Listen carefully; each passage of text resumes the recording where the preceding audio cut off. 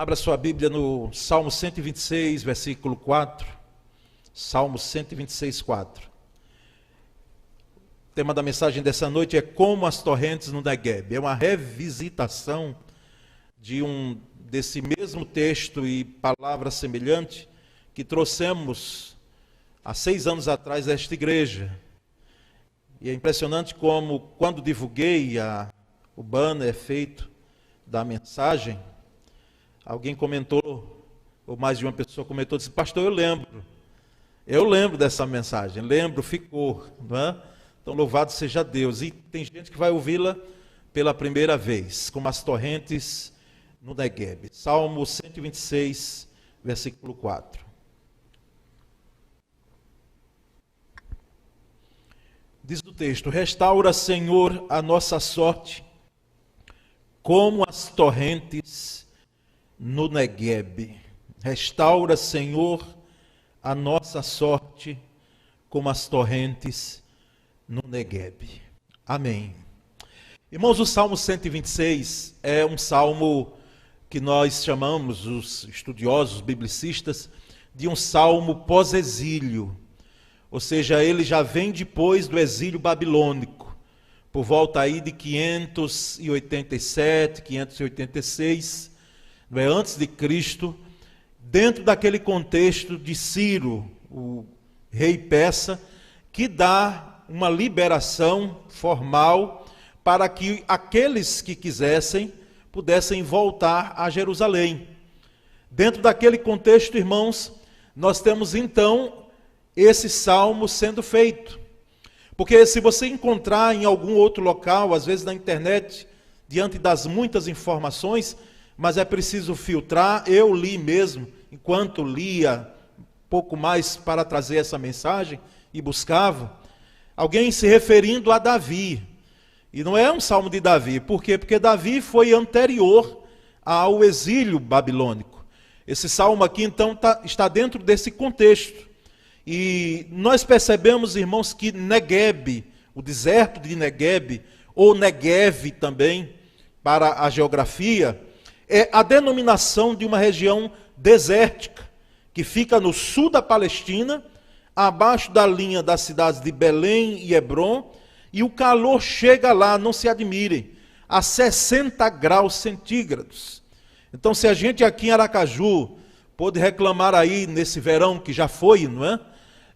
Do calor, quando dava aqui 30 e poucos graus, 31, 32 no máximo, imagina 60 graus centígrados. Há inclusive comentários que os beduínos, o povo que habita nessa região, que passa por aquele deserto, eles cobrem todo o corpo, porque se deixar alguma parte susceptível ao sol, essa parte pode sim danificar o maior órgão que nós temos, que é a nossa pele. Então, irmãos, esse é em linhas gerais, aquilo que é o Negueb, ou Negev até hoje. E percebemos também que durante a estação das chuvas, segundo as informações dos documentários, da geografia, não é? O que é que ocorre ali? Ocorre algo muito especial com o Negueb. Porque na Palestina caem as chuvas torrenciais, que são chamadas também de chuvas seródias, como está mencionado na Bíblia, não é? Como as torrentes do Negueb. E essas águas, gradativamente, elas vão escorrendo pelos montes até atingirem o deserto, a parte plana. Ou seja, com a quantidade de chuva que ocorre, mais precisamente de outubro até abril, essa parte superior das colinas, vamos dizer, das montanhas desse deserto, um pouco mais adiante, ali percebemos que se acumula água, e esse acúmulo de água vem de forma torrencial e invade toda a parte plana do deserto do Negueb. E, irmãos, formam vários riachos que regam esse deserto, e em poucos dias, olha que coisa maravilhosa, o que era deserto, o que era extremamente árido, seco, se transforma, isso não é história de Trancoso não, se transforma em um jardim, em um florido jardim. Aquilo que era seco, devido a essas chuvas torrenciais, se transforma em um jardim. E a vegetação que ali ela é desenvolvida, irmãos, percebemos então que o lugar, sim, ele foi restaurado. Então, há períodos daquele ano que há essa mudança, assim, de forma fundamental para aquela região. O que era deserto se torna, no período do ano, um jardim. Coisa de Deus mesmo, coisa maravilhosa que Deus faz. E aqui nós percebemos, então, a possibilidade, irmãos, de trazermos aqui algumas afirmações, sim. Alguma palavra voltada para esse contexto do Negueb em nossas vidas. Porque eu e você, nós somos o Negueb. Nós somos como o Negueb. Eu e você. Temos momentos de aridez na vida, de desertos, de momentos secos, porque ninguém pense que a vida sempre será, a vida cristã principalmente, toda a vida, mas principalmente a vida cristã será sempre um jardim florido. Não, nós enfrentamos desertos e toda pessoa lida com isso. Momentos secos, momentos de aridez, momentos de sede, momentos de dificuldade. Mas nós percebemos também que existem os milagres, as obras que Deus faz, dentre elas a restauração na vida de alguém, para aquilo que é deserto se transforme no jardim. Aquilo que é solitário se transforme em algo habitável.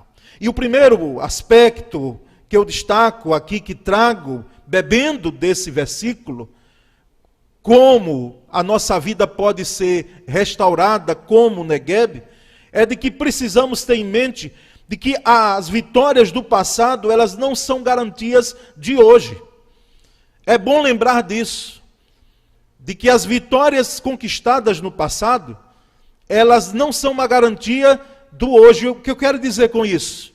Que o fato de você ter um jardim florido, você passar por uma estação florida, você passar por um momento assim, pense naquele momento que você olha e diz, mas que bênção eu estou vivendo, que momento maravilhoso eu estou vivendo, que graça de Deus esplendorosa Ele está me concedendo de eu poder ter essas condições agora, nesse momento.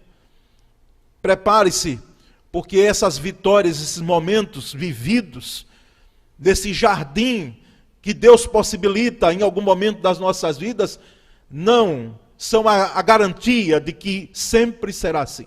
E por quê, pastor? E eu digo a você, explico.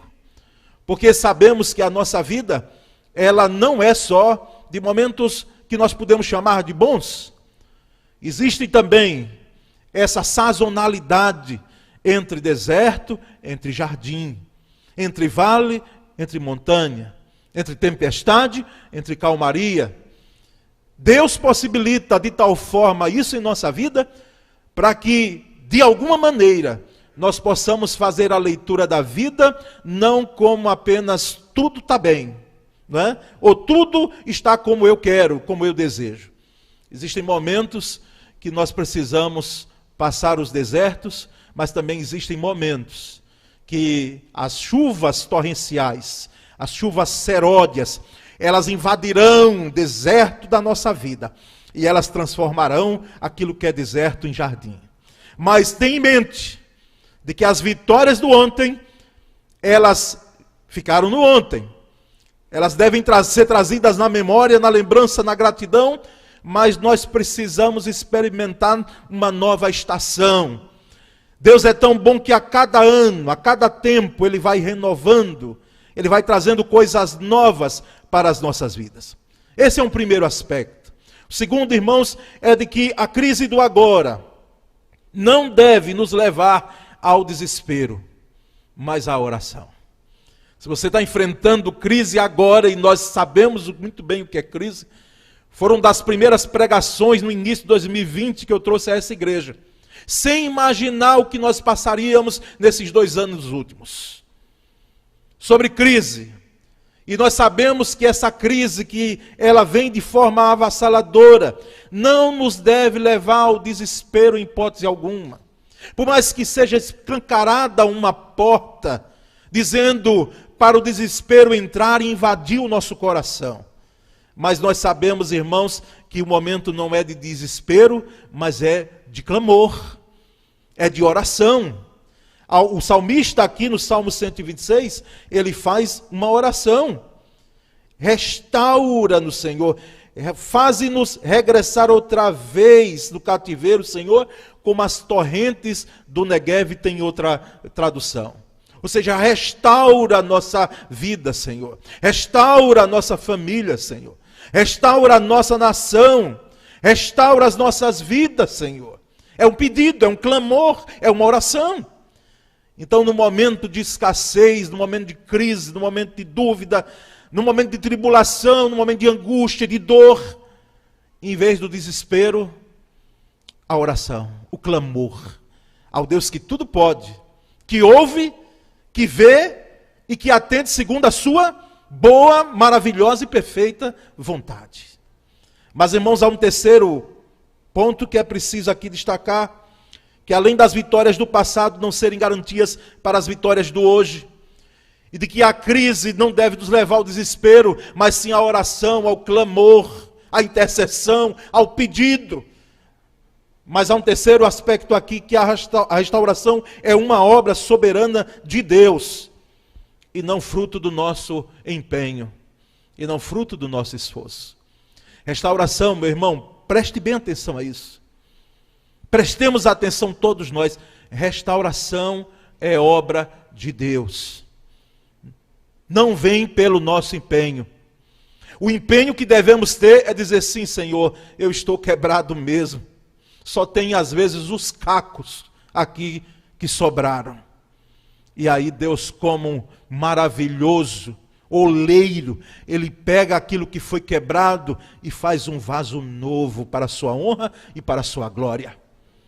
Enquanto o ser humano é próprio do ser humano, descartar, jogar fora, até porque vivemos numa época onde as coisas são descartáveis.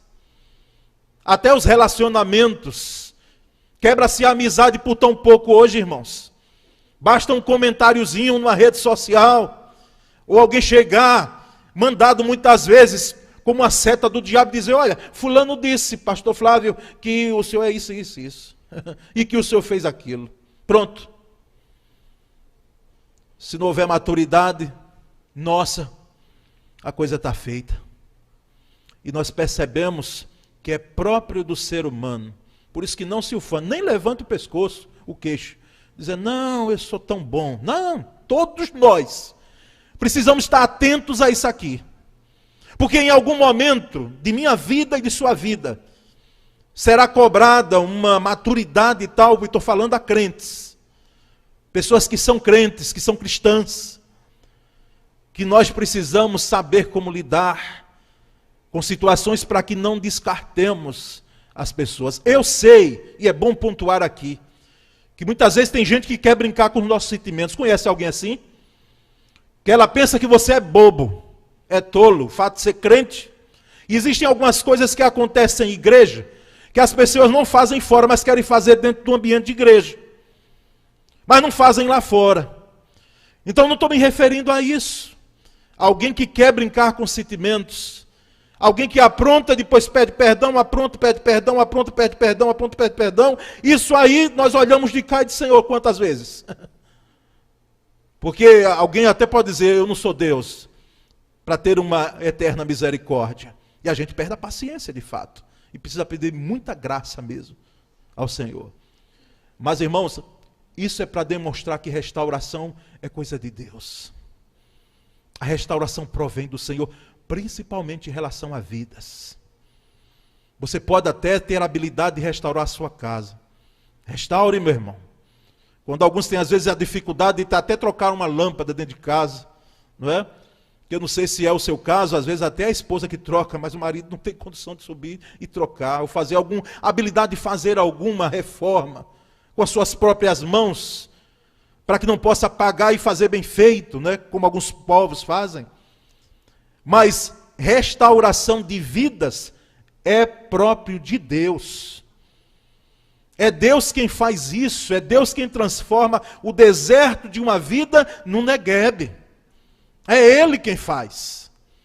E Ele faz o grande passo para alguém que está dizendo, oh, que palavra maravilhosa, essa é para mim. Então é para você? Então escute isso. Faça com que o seu grande passo nesse momento seja, eu na realidade preciso de restauração. Eu estou necessitando de restauração. Porque às vezes a gente quer encobrir as coisas, como diz o nosso ditado, né? Cobrir o sol com uma peneira. E aí a gente fica dizendo assim, não, está tudo bem. Depois a gente resolve. O que hoje se chama de procrastinação, que alguém vive no dia a dia, não deixe isso para depois, não. É agora, tem que ser hoje, tem que ser nessa noite, tem que ser nesse momento. Nem espere a mensagem terminar, é agora enquanto eu estou ministrando, dizendo, Senhor, eu preciso sim. A minha família precisa sim. Não vai tudo bem, não. Existem coisas quebradas. Existe um deserto presente. Existe uma temperatura que já está chegando, quem sabe até superior a 60 graus. Eu preciso sim de restauração. É o grande passo. Porque enquanto você não reconhecer, meu querido, isso, não vai ocorrer. Não vai.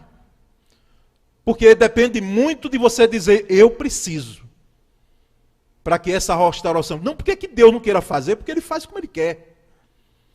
Nós não somos nada diante dEle. É como alguém já disse, quando Deus coloca o olhar dEle na vida de alguém, Ele transforma um Saulo em um Paulo. Um perseguidor em um apóstolo que pôde morrer por Cristo. E não abrir mão e não negá-lo. Deus faz assim. Agora, para demonstrar o seu poder e a sua graça, Ele vai olhando o nosso coração. Então, a restauração é uma obra soberana de Deus e não fruto do nosso esforço. Por último, a restauração é um milagre operado por Deus que nos tira da sequidão para um tempo de refrigério. É um milagre, ou seja, não tenta explicar. Não vamos... E como foi que ocorreu isso?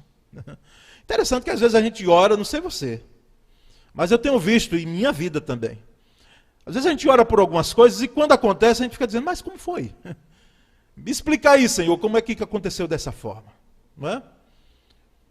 Como é que aconteceu isso de uma hora para outra? Não oramos, não clamamos e Deus não respondeu, não foi apenas porque nós oramos, é porque Ele tem propósito em fazer as coisas ou as ações dEle, de acordo com a vontade dEle, para que o nome dEle seja glorificado e exaltado, não é? Nós recebemos, mas o nome dEle é exaltado e glorificado. Então, a restauração é um milagre de Deus, operado soberanamente por Deus, e que nos tira da sequidão para um tempo de refrigério. Refrigério. A gente daqui dessa igreja, um tempo atrás, foi para o Rio de Janeiro, e disse que lá até com o ar climatizado, né? O ar-condicionado funcionando. Disse que estava quente ainda, Selma. Né? Não foi vocês dois, não. Mas foi o Sandro e a Luísa ali que me falaram um tempo atrás. E eu acredito nisso. Que nós tivemos em Niterói numa convenção, não é? Estava 42 graus. Eu confesso, irmãos, que eu não enfrentei isso até então. Cheguei lá e enfrentei. Quente estava aquela convenção. O Caio Martins aí, sem climatização, oh meu Deus, misericórdia, missão em 2011, me falha a memória. Mas, se a gente sente o incômodo do calor da sequidão, imagina a nossa alma. Tem alma, irmãos, que está muito seca. Tem alma que precisa da chuva seródia, das chuvas torrenciais. Porque está um deserto mesmo. E a pessoa seca e em sequidão, como é que ela pode ter vida? Como é que ela vai poder subsistir diante de um deserto, onde vida nenhuma pode muitas vezes ter senão pedras e areia. Mas louvado seja o nome do Senhor, que Ele transforma o deserto, a seca, em um refrigério. Em um refrigério. Irmãos, é maravilhoso quando nós temos a nossa alma refrigerada pelo Espírito Santo de Deus. Um sopro de vida, de ânimo, que nos faz sair do momento de dificuldade, de aridez, para um momento cheio de graça e da manifestação clara do poder de Deus e de que Ele faz mudar a nossa situação com a manifestação do seu poder, trazendo refrigério. Então, nessa noite, quando celebramos ceia do Senhor, essa mensagem está no Velho Testamento, no Antigo Testamento, como falamos. Mas aqui ela aponta sim, porque toda a Bíblia aponta para Cristo. Aqui as chuvas torrenciais, a chuva seródia, aponta para Cristo, aquele que descendenta a nossa sede. Aquele que transforma o deserto da nossa vida em jardim florido. É o Cristo. É que os profetas falaram e apontaram para Ele. Aquele que hoje, nessa noite, em cada vez que essa igreja aqui reúne, esperamos que em nenhum momento possamos nos reunir aqui, a não ser para isso, para glorificar ao Senhor. Para que o foco das nossas atenções se voltem para Cristo. Para que Pai, Filho e Espírito Santo sejam glorificados. Ele foi glorificado e exaltado e está sendo nesse momento. Porque é Ele quem conhece a sequidão de nossas vidas, da sua vida. Da sua vida e da minha vida. E é Ele quem traz totalmente a mudança, a restauração. Então, irmãos, façamos a oração do salmista. Restaura, Senhor, a nossa sorte. Restaura, Senhor, a nossa vida, como as torrentes no Negueb. Como as torrentes no Negueb. Nós vamos assistir um vídeo agora, que fala justamente se essa mensagem não alcançou plenamente, o vídeo é um complemento dela, é parte integrante dela. E eu voltarei orando por todos nós, fazendo a oração com você.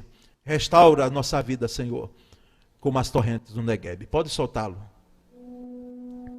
O Negueb está hoje localizado no extremo sul da Palestina. Um lugar muito árido, um dos mais baixos da região. O deserto do Negueb é uma grande extensão de terra improdutiva. No entanto, quando a chuva serôdia, que cai abundantemente na região por um longo período de tempo, a água é armazenada nas partes mais altas da região. E quando transbordam, formam as torrentes,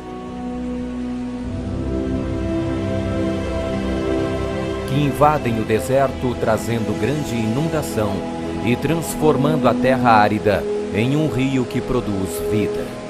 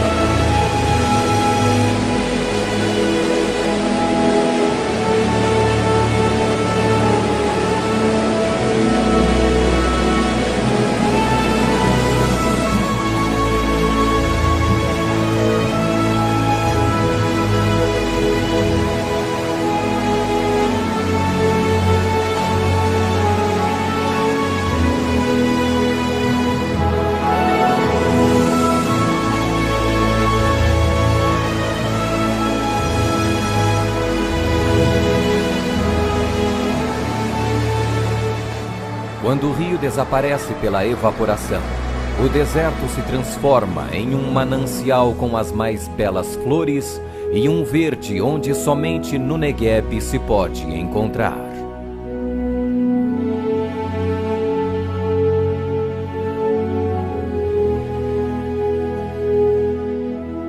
Ó Senhor, faze com que prosperemos de novo, como as torrentes no Negueb.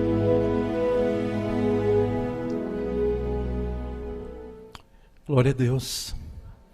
Você e eu, nós somos como Negueb. Como Negueb. Muito parecidos. E eu concluo então essa mensagem, porque o vídeo foi parte integrante dela, que assim como Deus faz florescer o Negueb, Ele também faz a restauração da minha vida e da sua vida. Ele restaura. O Negueb é o maior deserto da Judeia e tem a sua vegetação totalmente transformada. E a sua vida é o maior alvo do amor de Deus, porque Ele entregou o seu Filho. E por isso, nós não temos dúvida alguma em nos lançarmos para que Ele restaure a nossa vida. Porque poderoso Ele é para fazer isso. A nossa vida, a nossa família, a nossa nação. Então vamos fazer a oração do Salmo 126, 4. Restaura, Senhor, a nossa vida, como as torrentes no Negueb. Como as torrentes no Negueb, restaura a minha vida e a vida da minha família e da minha nação, Senhor.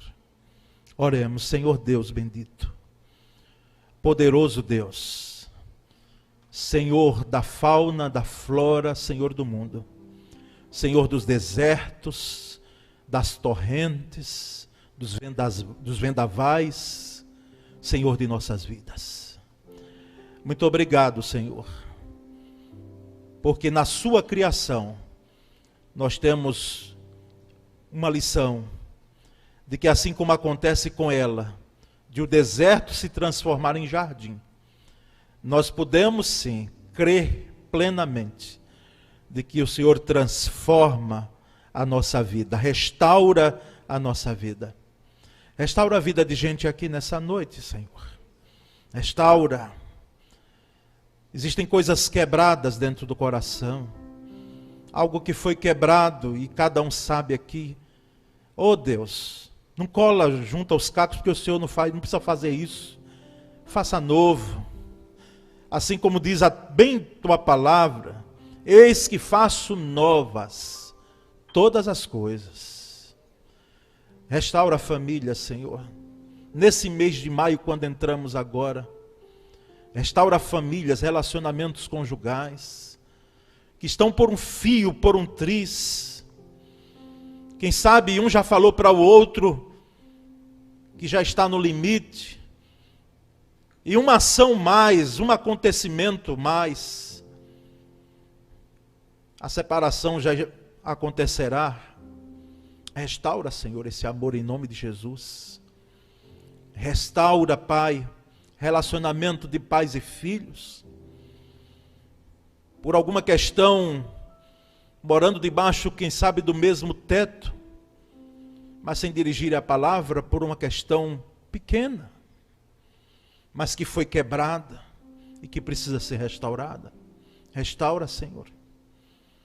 Restaura essa vida, a fé dessa vida, desse seu filho teu, dessa sua filha, que por alguma questão está numa crise de fé, que por algum momento tem procurado socorro em ti, forças, e parece que o problema é maior do que ela, do que ele. Restaura, Senhor, a confiança. Restaura a nossa nação, Senhor, o nosso Brasil. Restaura, Pai. Restaura, Senhor. Essa é a nossa oração. Restaura-nos como as torrentes no Neguebe, Pai. Nós continuaremos rendendo a Ti toda a honra e toda a glória. E sabemos, ó Deus, que nesse momento, pelos olhos da fé, como se diz, e é com fé que eu digo, coisas maravilhosas estão acontecendo nesse momento. Aquilo que é deserto se transformando em jardim. Nós cremos, Senhor. Nós cremos que durante esses dias, o reflexo dessa mensagem, ele vai acontecer em nossa vida. E que a decisão seja agora, não seja protelada hoje. Hoje, de dizer, eu necessito de restauração. Eu preciso urgentemente da restauração do Senhor. Muito obrigado, Pai. Nós oramos em nome de Jesus Cristo, nosso Senhor. Amém. Graças a Deus, irmãos.